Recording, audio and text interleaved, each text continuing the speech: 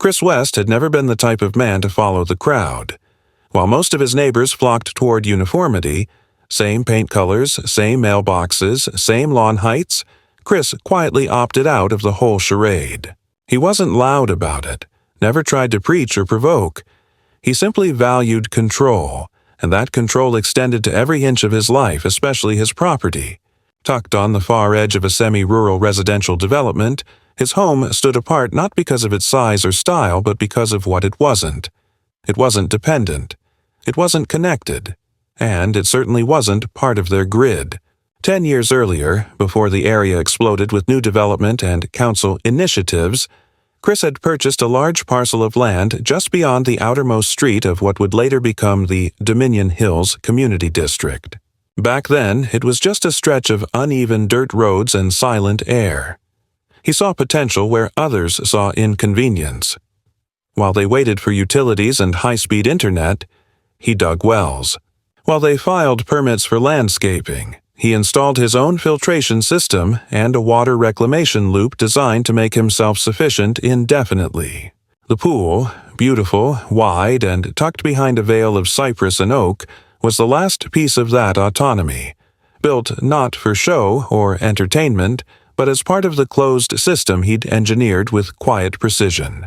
Every drop was accounted for, filtered, cycled, and recycled. It wasn't luxury, it was mathematics, a machine. So, when Chris returned from a 5-day trip out of state, one of his rare absences, he knew the moment he pulled into the driveway that something was wrong. It wasn't visible at first, but it was there in the way the air felt too still, the way the gravel under his tires crunched dry and unbothered. He stepped out of his truck and immediately noticed it, the silence where the soft hum of the pump should have been. He didn't panic. He wasn't the panicking type. He walked around the side of the house, shoes crunching across the gravel, past the shed, and down toward the pump enclosure that sat behind a small slope near the rear of the pool. The padlock was fastened. The enclosure door was closed. Nothing seemed out of place until he opened it. The pump was off. Not idle, off. Not in maintenance mode, not in power save, but fully deactivated. The digital panel blinked in red. System override. Chris frowned. There was no remote override function available to anyone but him. Not the contractor who helped him install it 5 years ago. Not the maintenance technician he paid annually for inspection. He checked the backup controls. Manual lock engaged. That made no sense. He didn't leave the system in manual mode. Ever. Still not panicking, Chris walked up the slope toward the deck and the pool. The water should have been glittering under the afternoon light. Instead, it was gone. Not low. Not drained for maintenance. Gone. The pool was empty, bone dry save for a shallow puddle near the drain and the faint ring of mineral residue that outlined where the water line had once stood. Chris stood there for a long moment, just looking at it, not saying anything, not moving. His hands rested at his hips as if he were waiting for someone to emerge and explain. But no one came. He walked the perimeter. No damage to the tile. No visible cracks. The drainage spout hadn't overflowed. The emergency spill system was sealed. It hadn't failed. It had been used. Deliberately. Someone had come onto his property, entered a locked panel, deactivated the pump, and drained his water system without causing physical damage or leaving any traceable mess. Chris turned toward the house and walked calmly to his office. A converted den filled with filing cabinets and technical drawings. He booted up the terminal that controlled the property's infrastructure, ran diagnostics, and pulled the logs. The last recorded command to deactivate the system had come at 0:03:14 a.m. 3 days ago. That was impossible. His system wasn't even online remotely at the time. He'd shut it off for the duration of his trip, exactly to prevent unauthorized interference. He checked the security logs. That's when the chill ran through him. The cameras facing the pump area had gone offline at U2:58 that same morning. No data. Not a single byte. No video feed. No logs of tampering. Just a sudden blackout followed by full system reset 5 hours later. That required access to the internal panel, something buried beneath a steel hatch inside the shed, which was locked, with a key only he carried. Chris locked the office, grabbed a flashlight and a crowbar, and headed out to the shed. The lock hadn't been forced. He opened it. Everything inside was undisturbed, except one thing. The hatch panel had fingerprints. A faint smudge of oily residue, fresh. He dropped to his knees and pried it open. The emergency bypass key was gone. Someone had used his own failsafe against him. He sat on the floor of the shed for a few minutes, not moving, not because he was overwhelmed, but because he was processing, running probabilities, assigning motive, weighing the method against the means. There were no signs of a traditional break-in. Nothing stolen, no electronics missing, no smashed windows. Whoever did this wasn't there to take, only to act. A message? No. Too discreet? A threat? Possibly. But one aimed not at his safety, but at his independence. That evening, as the sun began to settle beyond the pines, Chris reviewed every control point on the property. Water valves, electrical circuits, security fail-safes. One of the irrigation sensors had been rerouted, barely noticeable a thin cable feeding into the ground near the fence. He followed it. It led under the soil to the edge of the property line, where it abruptly vanished. Clean cut. Not chewed, not broken, severed, deliberately. Chris didn't call the sheriff. He didn't post on the neighborhood forum or pound on anyone's door. Instead, he opened the lowest drawer of his filing cabinet and retrieved a binder labeled Water System, Municipal Exception Agreement. It was dated 6 years ago and bore 3 signatures. His own, a local environmental engineer, and a city commissioner who had since moved out of state.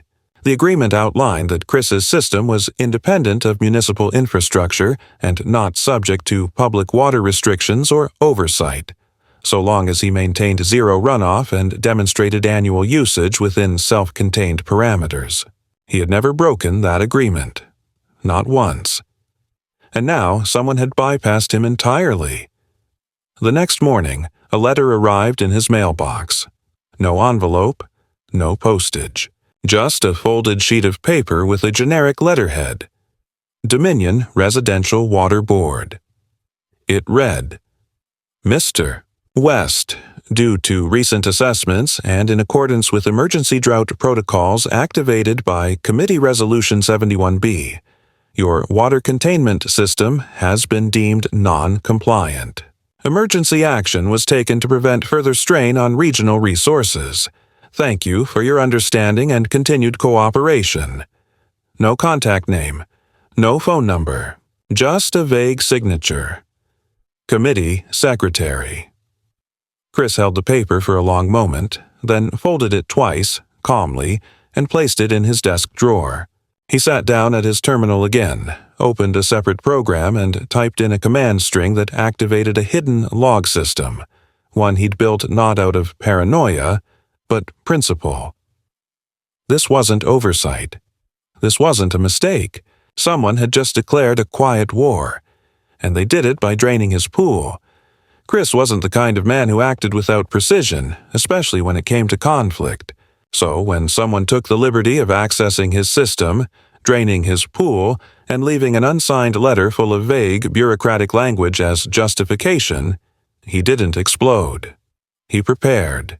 Quietly. He began by verifying the legality of what had happened, not through online forums or neighborly gossip, but through his attorney, a methodical, reserved man named Landon Reeves, who specialized in utility rights and private infrastructure disputes. Chris sent him the water board letter, the municipal exemption agreement, and the time-coded logs of system override. Less than 24 hours later, Landon called back, and while his voice didn't carry the tone of alarm, it was heavy with implication. They're bluffing, he said. No committee has the authority to enforce protocols on exempted private systems unless the agreement was voided, and it wasn't. Chris didn't need to ask how he was so sure. Landon had pulled the digital records from the county database and cross-referenced the activation of the so-called Resolution 71B. It hadn't passed through county review. It hadn't even been filed properly. The paper trail was a ghost. Still, it didn't answer the central question. How had they accessed his infrastructure? Who, specifically, had done it? The Dominion Residential Water Board wasn't a formal public entity. It was, at best, a community council subcommittee, a volunteer group with no recognized legal authority beyond advising on neighborhood water usage habits. But somehow, they'd not only enacted a physical operation, they'd done it with precision, access, and timing that suggested either help from the inside or a degree of organizational competence far beyond what a group of semi-retired residents should have. That's when Chris made a decision he didn't take lightly. He called in a third-party inspection team, licensed, bonded, and fully detached from any local contractors or affiliate services. He paid the expedited fee, no questions asked. He didn't want guesses. He wanted facts. When the team arrived, he didn't introduce himself or explain the situation emotionally. He simply handed over schematics, granted access, and let them do their job. 3 hours later, the lead technician, an older man with calm eyes and a deliberate tone, approached him with the report. "There was a junction line connected to your filtration return loop," he said. "It's been cut and rerouted. Not by accident. Whoever did it knew your system inside and out. They didn't improvise, they planned. Used specialized clamps, heat-sealed connectors, non-reflective conduit, industrial grade." Chris didn't blink. "Where was it routed?" The technician hesitated. "East fence line, down beneath the slope, just outside the easement. There's a municipal maintenance cover there. Hard to see unless you know where to look. It looks standard, but it's not part of the city's grid." Chris said nothing. He knew that access point. It wasn't officially mapped. It had been dormant since before he built the house. He'd always assumed it was obsolete. Apparently, someone had decided otherwise. Later that afternoon, Landon called again. He sounded less composed this time. "Chris, your name has been added to the District Water Integration Registry, without your consent." Chris's grip tightened on the receiver. Landon continued. "They filed a supplemental inclusion notice 2 weeks ago. Someone forged a compliance acknowledgement, backdated, and submitted it as if you signed it." Chris exhaled slowly. "Can we invalidate it?" "Yes, but it's not immediate. We'll have to go through the Municipal Dispute Board, and they'll stall. I'll start the process, but in the meantime, don't touch anything that could be used as evidence of non-cooperation. They'll try to pin obstruction on you if they feel cornered." Chris thanked him and ended the call. Then he walked out to the edge of his property, flashlight in hand, and stood above the slope where the unauthorized connection had been made. The municipal access lid sat in the grass, undisturbed, almost shy in its presence, a piece of steel pretending to be innocent. Chris dropped to one knee, flicked the lid open, and stared down into the darkness.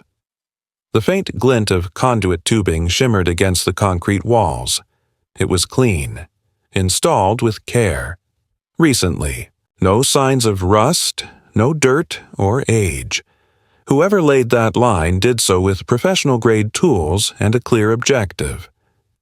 When he returned to his office, Chris began organizing his documentation. He wasn't going to wait for the system to solve itself. He prepared a full technical dossier, original schematics, the municipal exemption, time-stamped footage of the pool before and after the drainage, technical analysis from the inspection crew, and a notarized statement from Landon confirming unauthorized registration. Then he wrote a single-page cover letter and sent the entire packet by courier to the Regional Environmental Compliance Division, not the local board, but the regional state-level office. He wanted eyes on this that weren't part of the local echo chamber. He didn't know yet if they would act, but he knew they'd see it, and that mattered. The next morning, someone left a flyer on his door, brightly colored, cheerfully designed, and nauseatingly passive-aggressive. Friendly reminder. In times of drought, we share resources. In the bottom corner, in smaller print, was a line that made his teeth clench. Even private systems are part of our community's well-being. No signature. Just a QR code that led to the Dominion Neighborhood Resource blog, an unofficial site managed by the same group of board members who had already proven their willingness to act unilaterally. Chris crushed the flyer in one hand and dropped it in the firebox without a word. That afternoon, as if summoned by the rising tension, a woman appeared at his gate. She was large, dressed in a pastel blazer that barely contained her roundness, and carried a clipboard with an authoritative air that tried too hard. Her face wore the expression of someone who believed confrontation was a form of charity. She didn't wait for an invitation. She walked halfway up his driveway, waving politely. Chris met her at the midpoint, arms crossed, face neutral. "Mr. West?" she said brightly, like she already knew the answer. "I'm Evelyn. Evelyn Downey. I'm on the Water Guidance Committee for the district. We're so grateful for your cooperation during these difficult times." Chris didn't respond. "I understand there's been some confusion," she continued, smile never fading. "And I just wanted to assure you that no one's targeting you. We're all part of the same community, and sometimes, well, enforcement can feel a little impersonal. But it's not meant to be. We're all doing our part." Chris kept his voice calm. "You accessed my property without consent. You altered private infrastructure. You falsified compliance documentation. That's not guidance. That's criminal." Her smile faltered, but only slightly. "Oh, Mr. West, I think there's been a misunderstanding. You see, the Neighborhood Council passed an updated provision last month authorizing emergency conservation integration for all residential systems. It's not about ownership. It's about sustainability. The greater good." Chris stepped slightly closer. Not enough to threaten, but enough to assert. "That provision has no legal standing, and I'm not under your jurisdiction.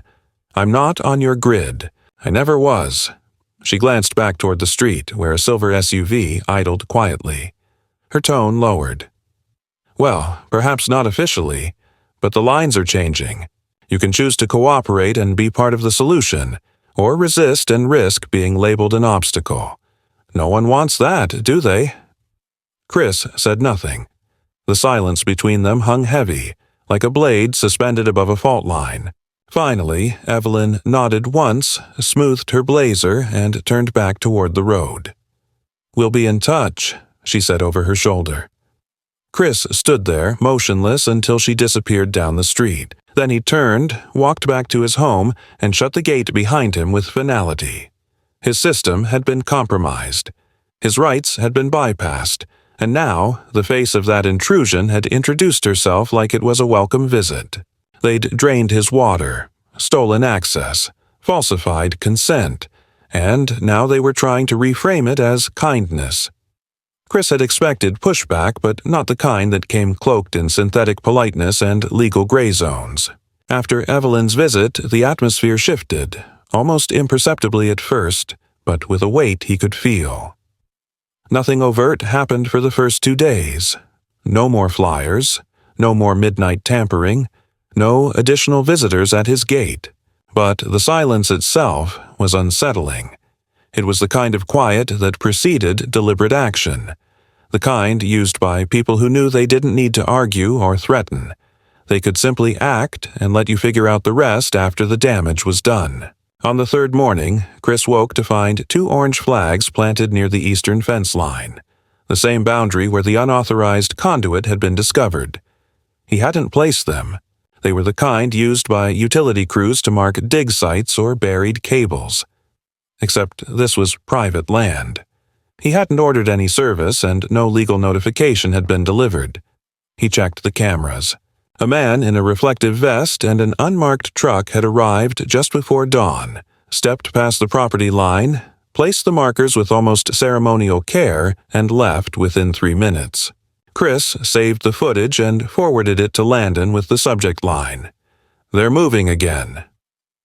That afternoon, a pair of municipal water department vehicles appeared on the far side of the neighborhood, just beyond Chris's perimeter, parked at odd angles along the shoulder of the road.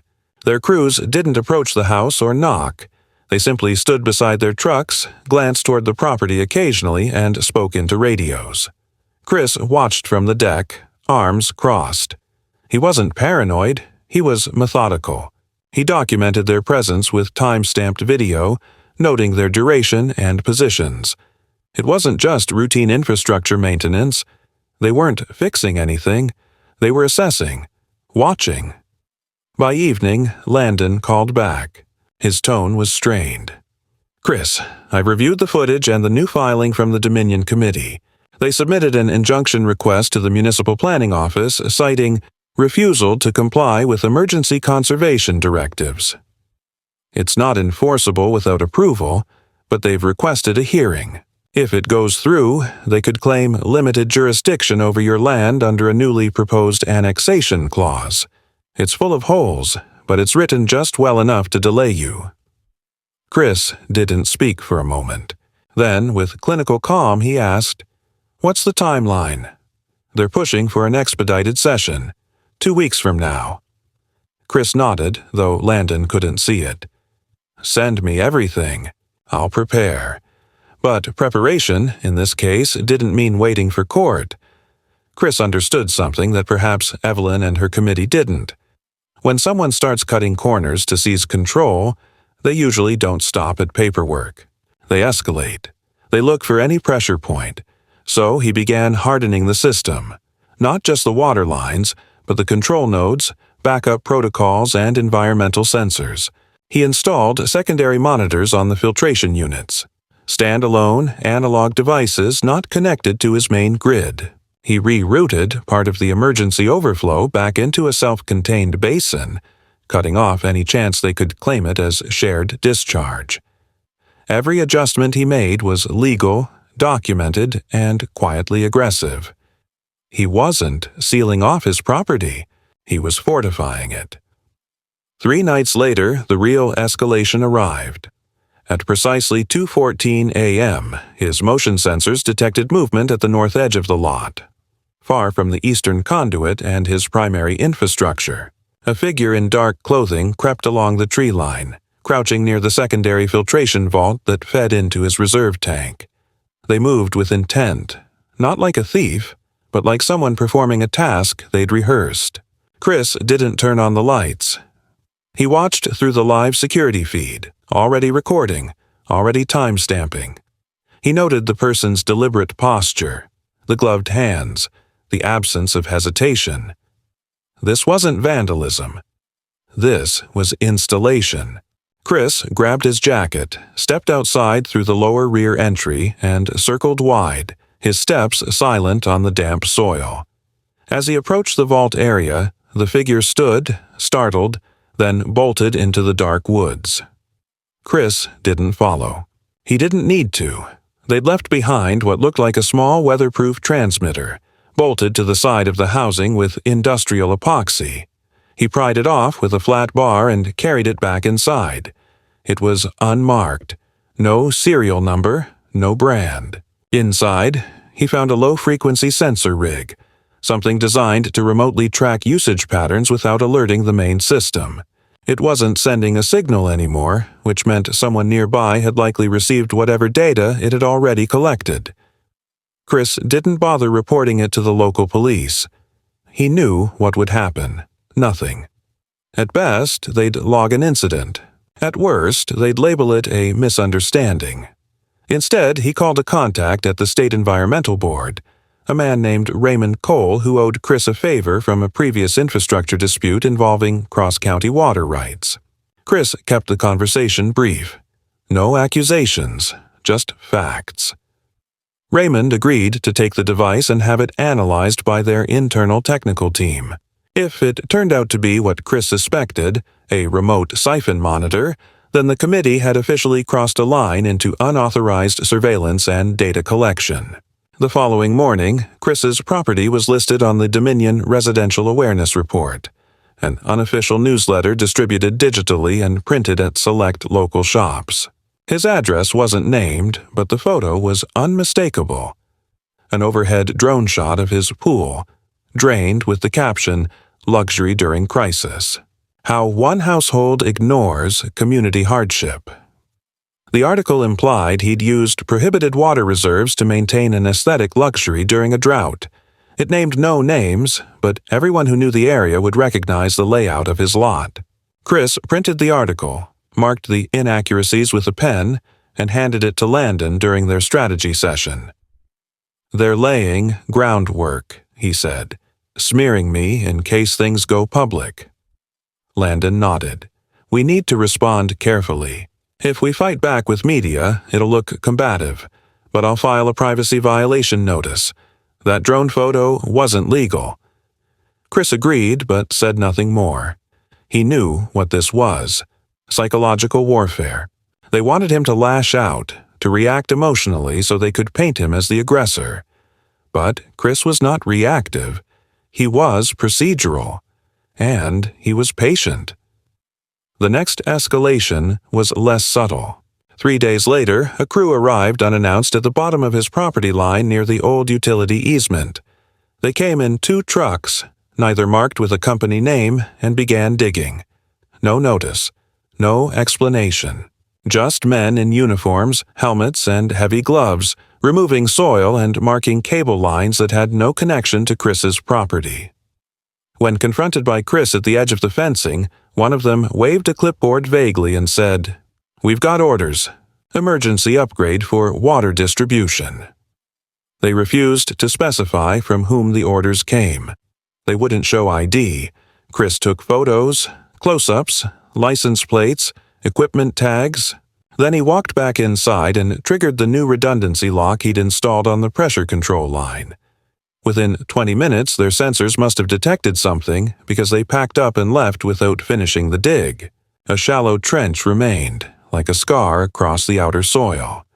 Chris filled it himself that evening, layer by layer until the ground looked undisturbed again. He didn't sleep that night. Not from anxiety, but from vigilance. They had moved from quiet bureaucracy into physical encroachment. His property was no longer just a battleground for rights. It had become a tactical objective. And whoever wanted it wasn't going to stop with paperwork or rhetoric. Chris sat in his office the next morning, reading the latest revision of their proposed annexation clause. It was clever, subtle, full of language that sounded cooperative on the surface but gave sweeping control to the district resource managers in times of declared scarcity. The wording was vague enough to allow interpretation. And that was the most dangerous kind of law, one that required faith in those enforcing it. Faith Chris no longer had. They'd tested his system. They'd tested his patience. Now they were testing his borders. And Chris was preparing to respond, not with noise, but with precision. The silence after the unmarked crew incident didn't bring relief. It felt calculated, like a chess player waiting for the opponent's move. Chris knew that by reinforcing his system and repelling their latest advance, he had made it clear he wouldn't be an easy mark. But it also meant they would regroup. They weren't done. People who act with that level of coordination rarely give up after one failed attempt. They adapt, and more importantly, they escalate in ways that can't always be predicted. That next move came in a form Chris didn't expect. Not through surveillance, not through sabotage, but through pressure applied at the institutional level. Landon called with an update, and his tone wasn't just concerned, it was grim. A new filing had surfaced at the county registrar's office, a petition submitted by a coalition of Dominion residents requesting that Chris's land be reclassified as a shared resource zone. The language was buried under a dozen pages of inflated concerns about drought, community welfare, and collective responsibility. But the intent was clear. They wanted to legally designate portions of Chris's system as essential infrastructure, accessible to the broader neighborhood under emergency policy measures. Landon explained that while it wasn't legally binding yet, the mere existence of the petition would trigger an administrative review, which meant officials would be visiting the property under the guise of evaluation.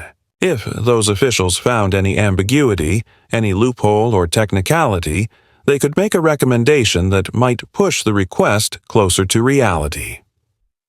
"They're looking for a crack," Landon said. "If they find it, even a procedural one, it'll open the door for them to walk through with real jurisdiction." Chris didn't curse. He didn't slam the phone or pace the room. He simply closed his laptop, stood up, and walked out to the pump house. It was time to initiate a protocol he had designed years ago but never expected to use: physical partitioning. The plan had been drafted for the unlikely scenario that his private system might become a point of contention. It involved isolating each section of his infrastructure: intake, filtration, circulation, storage, so that no single point could be interpreted as a central utility.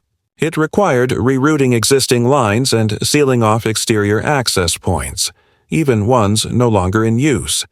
He had the equipment, he had the time, and now he had the motive. Over the next 2 days, Chris worked with quiet intensity. He shut down the secondary loops, diverted flow through private backup tanks, and reinforced the main access hatches with internal locks that couldn't be triggered externally. He documented everything with photos, time logs, and technical notes, all of which were sent to Landon in real time. It wasn't paranoia, it was legal shielding. He didn't want to be accused of tampering after the fact. Meanwhile, the Regional Environmental Compliance Division responded. Raymond Cole reached out with confirmation. The transmitter device Chris had handed over was indeed an unauthorized low-frequency siphon tracker. Worse, it had been configured to log pressure changes and usage frequency down to half-second intervals. It wasn't just about monitoring, it was about profiling his entire system.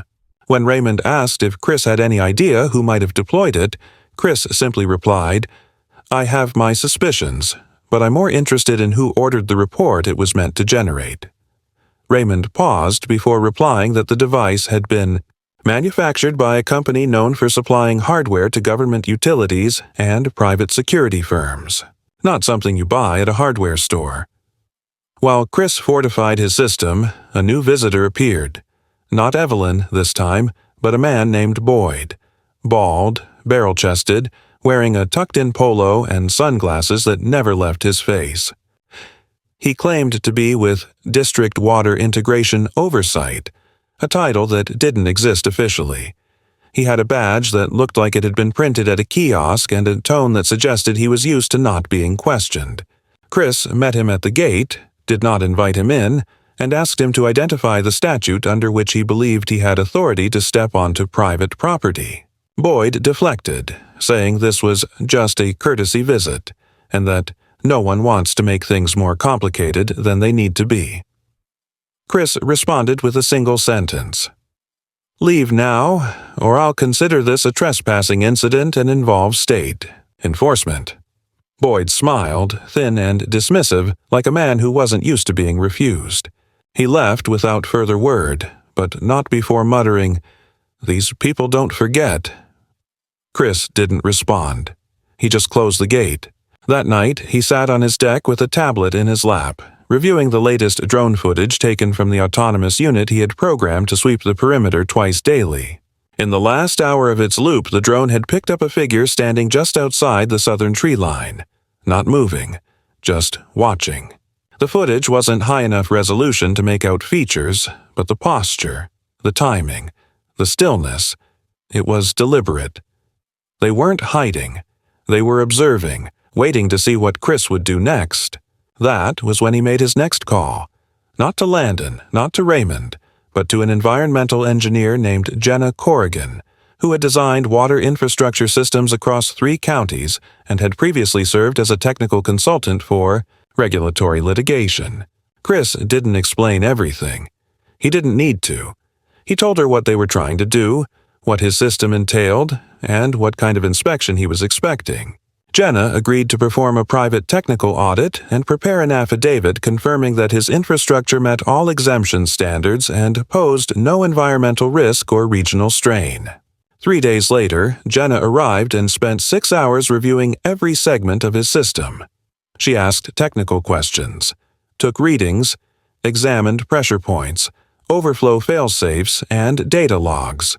When she was finished, she prepared a full technical brief with diagrams and compliance annotations. "You're bulletproof," she said. "If they try to claim your system violates anything, I'll testify myself." Chris thanked her and sent a copy of the audit to Raymond and Landon. It was a layer of protection. Maybe not against the committee's tricks, but against whatever legal theater they were planning. That afternoon, a package arrived on Chris's doorstep. No return address. Inside was a printed pamphlet, glossy, colorful, and deeply manipulative. It showed images of children at dry playgrounds, old women holding empty pitchers, and captions like, "When one hoards, all suffer." At the back was a stylized map of the Dominion neighborhood, color-coded in red and blue. Red zones indicate overuse. Blue zones indicate compliance. Chris's property, naturally, was painted deep red, standing alone in a sea of blue. There were no facts, no data, no source, just emotional bait. Chris stared at the map, then slowly folded the pamphlet, set it on the counter, and poured himself a glass of water from his reserve tank. They were building a story, not one based on truth, but on optics, designed to sway the uninformed and pressure the hesitant. But Chris was no longer playing defense. The technical audit changed everything. Now he had hard evidence, professional verification, and a legal framework that could not be waved away with flyers and whisper campaigns. They could attack, but each step would now trigger a response. A legal one. A public one. They had escalated, but so had he. Chris had learned to expect moves that felt petty on the surface but carried deeper strategic intent underneath, and so when he awoke to find an official-looking envelope taped to the inside of his gate, neither mailed nor hand-delivered by anyone he saw, he didn't treat it as a casual notice. He studied it for a full minute before even peeling it off the metal. The seal bore no city insignia, no county office mark, just a stamped emblem that said Community Oversight Subcommittee, a non-binding name used in recent months by the Dominion Board to imply power they didn't have. Inside was a single-page document titled Notice of Transitional Compliance Assessment, phrased in deliberately evasive language. It stated that pursuant to an ongoing regional integration plan, his property was scheduled for environmental review under Resolution 71BA. The language was softer now, less accusatory, more bureaucratic, but it still dripped with threat. It implied that failure to allow the review might result in temporary suspension of operational privileges, a phrase that had no legal meaning in his case but was designed to intimidate. Chris folded the notice calmly and filed it with the others, then sent a scanned copy to Landon, who responded with a terse message. "They're stalling for time, probably building momentum for a larger move. Don't let them catch you unprepared." He didn't intend to. Over the next 48 hours, Chris made quiet adjustments across his property. He updated firmware on his autonomous surveillance drone, reinforcing encryption and adding redundant data storage. He embedded small passive cameras along the eastern tree line, mounted so subtly they blended with the bark. These weren't theatrical measures. He didn't believe in surveillance for intimidation. He believed in evidence, clean and irrefutable, the kind that couldn't be dismissed by handshakes or neighborly charm. He knew what was coming would likely bypass direct confrontation. It would come in forms people like Evelyn and Boyd preferred: paperwork, procedural jargon, and public framing. It would be made to look cooperative, communal, and inevitable. That's why he wasn't surprised when the review team arrived unannounced on a Thursday morning in a white van bearing no department logos, just a laminated sign behind the windshield that read, Interim Resource Evaluation. 2 men and 1 woman, stepped out, all in dark polos and cargo slacks, carrying tablets and a case that looked more like equipment for crime scene analysis than an environmental assessment. Chris met them at the gate, already holding the notarized exemption agreement and Jenna Corrigan's signed audit. They didn't knock. They didn't smile. The taller man in front began to speak, but Chris cut him off. "You're not here under any official state or county order," he said, holding out the documents. "My system is fully compliant, exempt, and under no jurisdiction of your self-appointed board. If you attempt to step beyond this point, I will contact state environmental enforcement and report you for impersonation of a regulatory body." The man didn't flinch, but he didn't press forward either. The woman behind him raised her tablet slightly and asked, "You're declining the cooperative review process?" Chris replied, "I'm declining unauthorized entry and manufactured jurisdiction. You've been told repeatedly, in writing, by my attorney. This is trespassing." There was a beat of silence. Then they returned to their vehicle, and drove away without a word. But Chris knew this wasn't the end. It was another data point, a line they were trying to cross, testing to see if he would resist when the approach was disguised behind formality. 2 days later, the fallout began. Several neighbors began posting passive-aggressive messages on the community message board, accusing certain properties of hoarding water, referencing unfair advantages during a time of scarcity. They didn't name Chris directly, but one user posted a blurry night photo clearly taken near his fence line, with the caption, "And they wonder why our pressure drops at night." The image showed only shadows and brush, but the implication was clear. The narrative had been seeded, and now the community would water it. Chris didn't respond publicly. He knew better than to feed a fire that had been started precisely to provoke him. But he noticed other changes. A neighbor who usually waved didn't. Another who once asked about his filtration system now crossed the street. They were being fed a version of him that wasn't real, but was easier to believe because it fit into their discomfort with his independence. And that was when the formal escalation hit. Landon called late on Sunday evening. "They filed for an emergency injunction through a sympathetic district magistrate," he said. "They're claiming that your refusal to integrate into the neighborhood water management framework constitutes a threat to public health. The filing includes manipulated photos and a vague affidavit from a so-called concerned technician, probably one of those 3 who showed up uninvited." Chris was already logging into his backup server. "Can we counter it?" "We can. I've already filed a stay. The judge will review it within 48 hours, but they're counting on media pressure or public support to influence the tone." Chris didn't laugh, but a flicker of something cold passed through his expression. "Then I'll adjust the tone."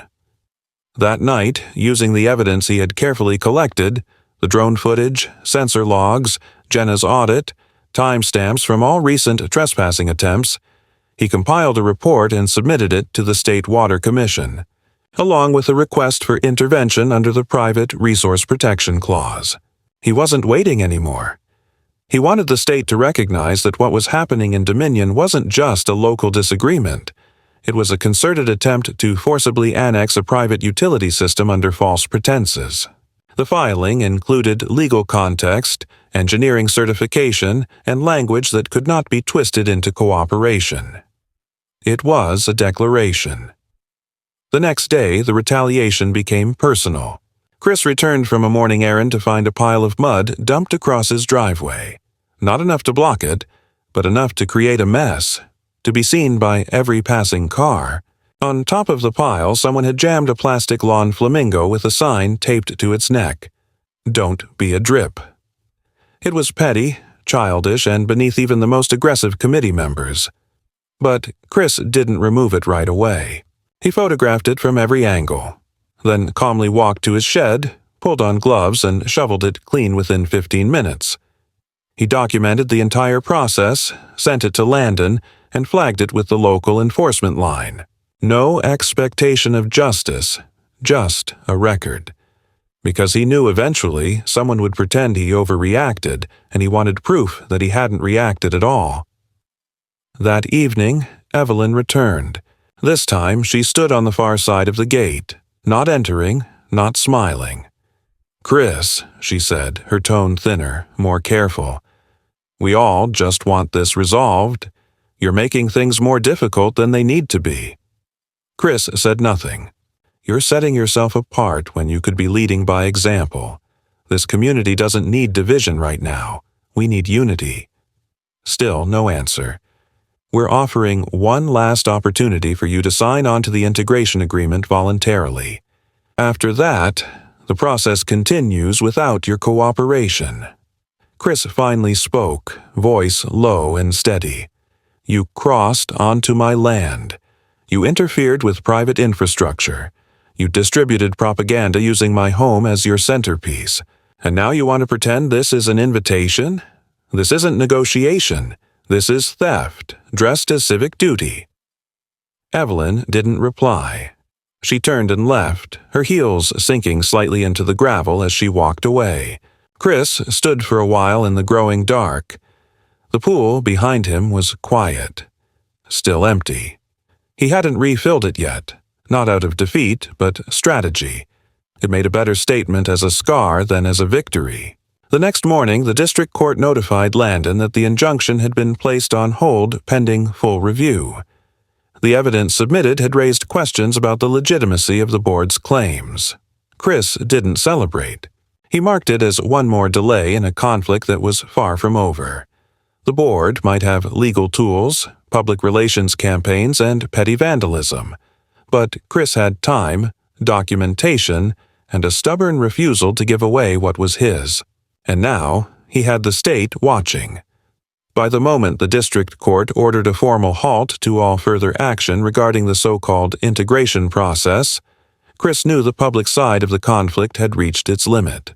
The board, having exhausted its local maneuvers and watched its fabricated injunction stall in front of a state-level review, had only one option left: to go quiet or go covert.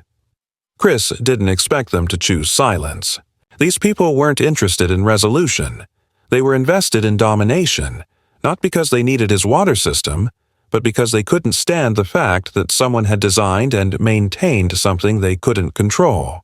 And so, with their legal hands stalled and their public narrative turning in on itself, residents beginning to ask questions, whispering about overreach, they made their final play in the only way they could, with disruption, not permission. It began when Chris noticed slight anomalies in the signal latency from two of the pole-mounted perimeter sensors along the northern boundary. It wasn't enough to suggest tampering, but it was odd, an echo in the feedback loop that didn't match his expected system response. He flagged it, logged it, and went to bed with a silent certainty forming in his gut. When the alarm triggered, low-pitched, one long tone, he was already dressed and halfway down the stairs before the system even finished its threat designation. Human presence, cluster movement, thermal signature confirmed. Chris stepped into his boots, unlocked the side panel, and activated the remote feed drone to sweep the area. The screen lit up with infrared silhouettes, several figures at the intake junction, wearing reflective vests and headlamps, one of them holding what appeared to be a powered cutting tool. They weren't trying to hide. They were moving with practiced speed, as if they'd rehearsed the operation.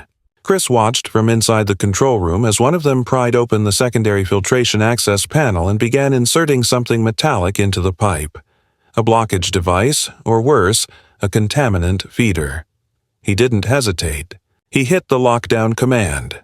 Hydraulic plates activated under the soil, slamming shut the access conduit and triggering the pressure purge on all auxiliary lines. A burst of steam erupted from the northern valves as the emergency venting protocol discharged the system's outer layer of pressure. The figures stumbled back, disoriented, and one of them fell. Chris activated the property floodlights next, bathing the area in harsh white light. Then he walked out through the service door, carrying his camera in one hand and the warning placard in the other. As he approached, the two remaining men froze. One tried to speak, something about district authorization, emergency access, critical failure protocol, but Chris cut him off with the same calm he'd used at every other escalation. "You're not on any roster. This isn't a shared system. I have it on record, with time-stamped audit footage and state-level verification that you have no legal jurisdiction here." He pointed to the blinking red camera above them.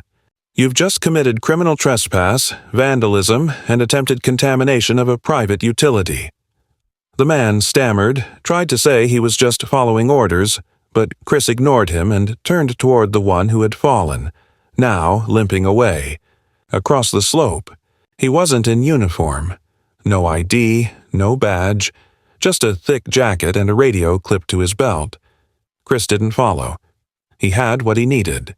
When the local sheriff's unit arrived, called automatically via the system's breach escalation protocol, Chris had already submitted the footage, the timestamps, and the temperature logs showing the heat signatures and equipment profiles. The deputies were younger, uncomfortable, clearly not sure how to navigate what looked more like an industrial sabotage report than a neighborly complaint. But Chris didn't need them to prosecute. He just needed them to log the incident and confirm on the record that it had occurred.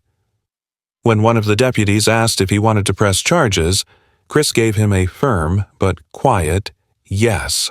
Later, he met with Landon and Raymond via video call, presenting the incident in full. Landon had already begun preparing a civil complaint for unauthorized interference with exempt infrastructure, and Raymond was drafting an escalation notice to the State Utilities Board, now including formal evidence of physical breach and attempted sabotage. This was no longer a policy dispute. This was criminal interference. What Chris didn't expect was what came next. A few days after the breach, with the formal complaint still under review, Chris received an envelope. Not from Evelyn, not from the board, but from the legal counsel representing Dominion Residential Holdings, the corporate owner behind much of the subdivision's undeveloped property. The letter inside was polite, devoid of hostility, but full of calculated pressure. It requested a private mediation meeting to discuss future mutual alignment and cooperative resource strategy between the neighborhood and Mr. West's Independent Systems. The tone was corporate, smooth, and almost humble, but Chris saw through it immediately. They were trying to bypass public scrutiny, avoid legal entanglement, and wrap this in the language of compromise, after they had already tried to seize his property by stealth. He didn't reply. Not directly. Instead, he had Jenna update her affidavit with a new section describing the physical breach and its impact on system integrity.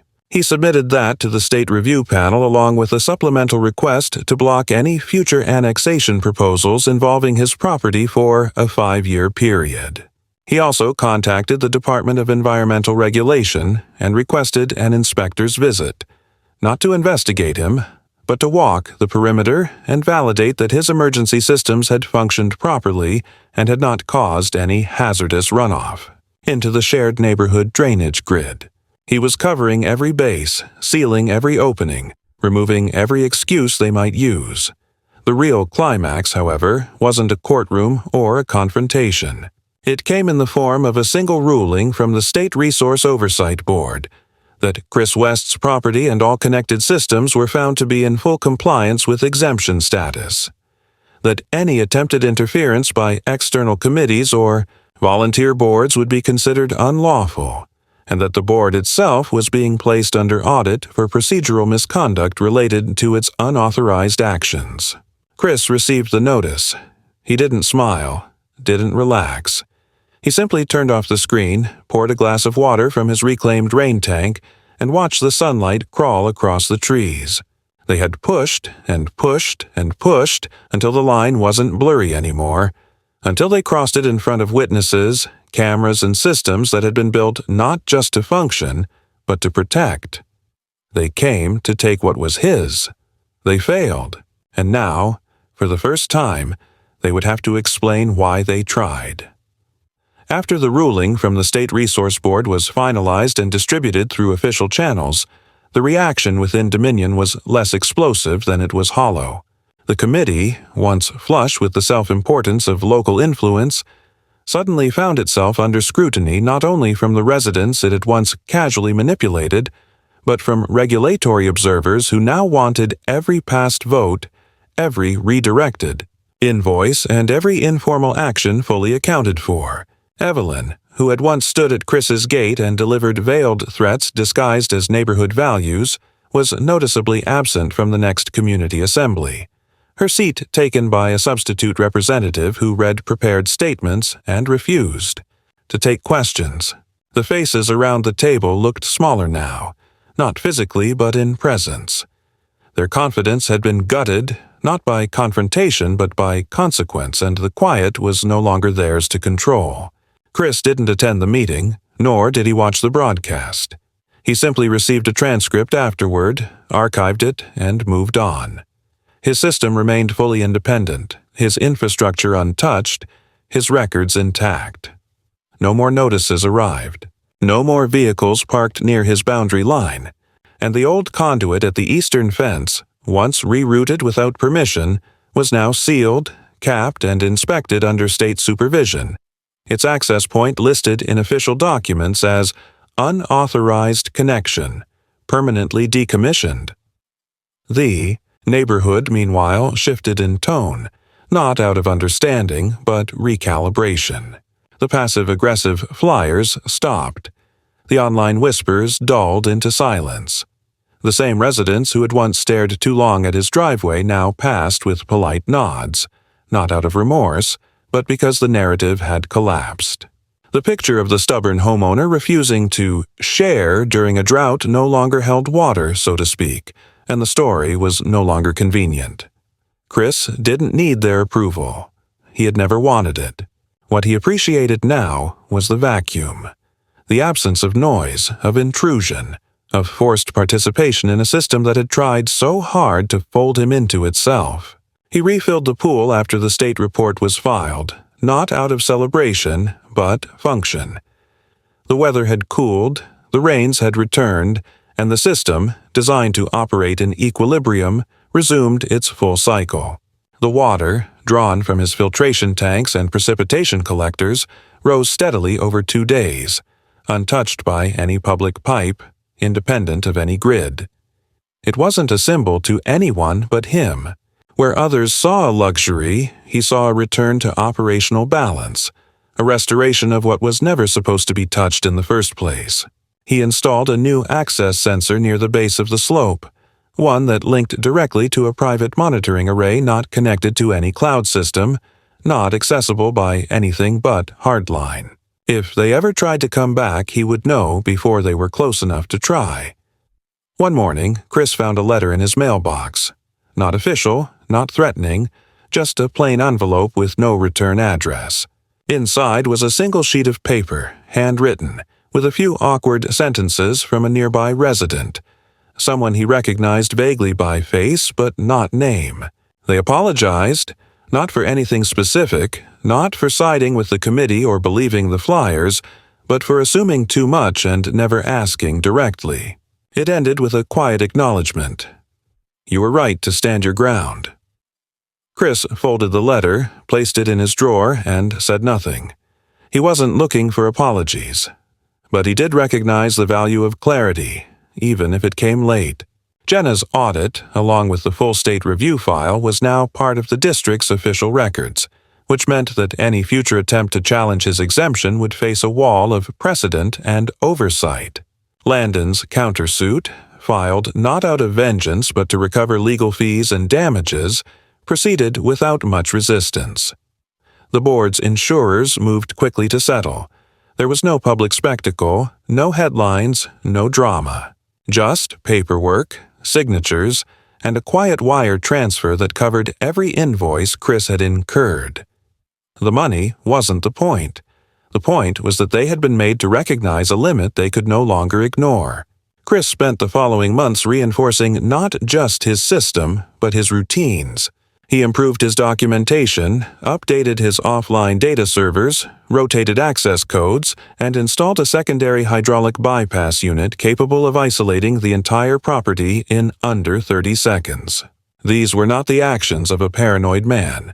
They were the habits of someone who had seen what unearned authority looks like when it is allowed to move unchecked. What began as a conflict over water had revealed itself as something larger. something that spoke to every inch of autonomy he had fought to preserve. The pool, the pipes, the wells, those were pieces of infrastructure. But what he had really protected was the boundary between ownership and submission. He didn't share what had happened with family or friends, not in detail. When asked, he'd shrug and say there was a dispute, but it was resolved. No need to rehash it. That part was true. The resolution had come not with shouting or confrontation, but with the steady application of process, logic, and refusal to be intimidated. And in a world increasingly eager to collectivize private decisions, Chris understood that his greatest asset wasn't the system he built. It was his unwillingness to abandon it. There were no parades, no press releases, just the sound of filtered water circulating through closed lines, the breeze moving undisturbed through the tree line, and a gate that no longer needed to be checked twice. The victory wasn't in what he kept. It was in what they failed to take.